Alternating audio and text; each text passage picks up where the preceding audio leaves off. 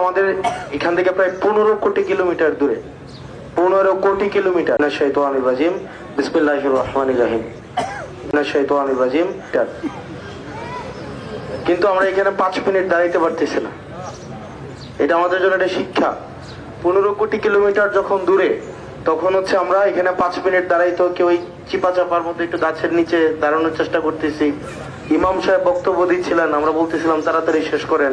25 minute time total ছিল, আমরা সহ্য হইতেছে না। তাহলে যেদিন সূর্য আমাদের থেকে কয়েক হাত উপরে থাকবে, কয়েক হাত উপরে থাকবে, 1.5 হাত, বর্ণনা বিভিন্ন জায়গায় 2 হাত 2.5 হাত আছে, কয়েক হাত উপরে থাকবে, ওই দিনের প্রস্তুতি আমাদের আছে কিনা, এটার শিক্ষাটাই হচ্ছে আজকে মায়াতের এখানে উপস্থিতি।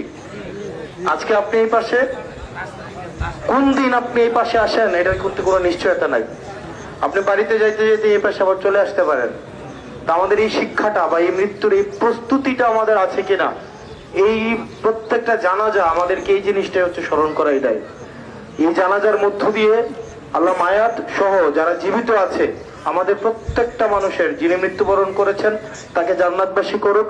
আর আমরা যারা বেঁচে আছি, আমরা যেন এই দিনের প্রস্তুতি যথাযথভাবে নিতে পারি। আল্লাহ যেন আমাদের জানা অজানা, প্রকাশ্যে গোপনে আমাদের যত গুনাহ আছে সেগুলোকে মাফ করে দেয়, এবং আমাদেরকে যেন আমি উনার সম্পর্কে কারো কাছে খারাপ কথা শুনিনি। আল্লাহ নিশ্চয়ই উনি উনার যে কৃতকর্ম, উনার যে আমল, উনার মানুষের সাথে যে সম্পর্ক, ইতিবাচক কাজ, প্রত্যেকটা জিনিসকে আল্লাহ সহস্র গুণ বাড়িয়ে আল্লাহ জান্নাতের মেহমান হিসাবে কবুল করুক। আপনারা সবাই ভালো থাকবেন।